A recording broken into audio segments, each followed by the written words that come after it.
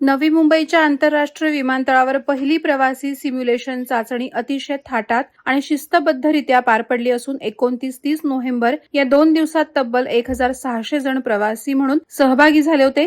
विमानतळ प्रशासनानं या चाचणीचे व्हिडिओ सार्वजनिक केलेत आणि आता संपूर्ण विमानप्रेमींचं लक्ष एका तारखेवर खिळलंय, 25 डिसेंबर. कारण याच दिवशी या आधुनिक विमानतळावरून पहिले व्यावसायिक उड्डाण आकाशाला गवसणी घालणार आहे.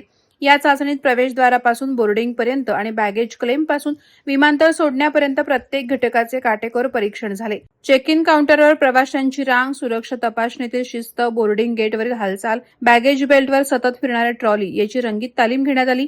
इंडिगो, अकासा एअर आणि एअर इंडिया एक्सप्रेस यांच्या सहभागामुळे ही सिम्युलेशन प्रक्रिया आणखी उत्साहवर्धक बनली. लहान मुलं, ज्येष्ठ नागरिक अशा हरेक प्रकारच्या प्रवाशांनी प्रत्यक्ष अनुभवाद्वारे विमानतळाच्या कार्यक्षमतेची कसोटी पाहिली. 8 ऑक्टोबर रोजी पंतप्रधान नरेंद्र मोदी यांच्या हस्ते झालेलं उद्घाटन हा पहिला सोहळा होता आणि ही यशस्वी चाचणी म्हणजे दुसरा महत्वपूर्ण टप्पा पार पडलाय.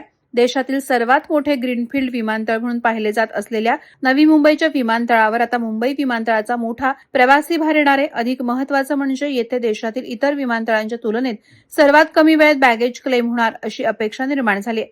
संपूर्ण शहराच्या विकासाला गती देणारा हा प्रकल्प आता प्रत्यक्ष उड्डाणासाठी सज्ज असल्याचं स्पष्ट झालंय. 25 डिसेंबर रोजीचे पहिले उड्डाण जणू शहराच्या भविष्याला पंख देणारा ऐतिहासिक क्षण ठरणार आहे. वादळवारा लाईव्हसाठी न्यूज ब्युरो, नवी मुंबई. नवी मुंबई व रायगड जिल्ह्यातील ताज्या बातम्या आणि घडामोडींसाठी सबस्क्राईब करा वादळवारा लाईव्ह चॅनल आणि दाबा बेल आयकॉन.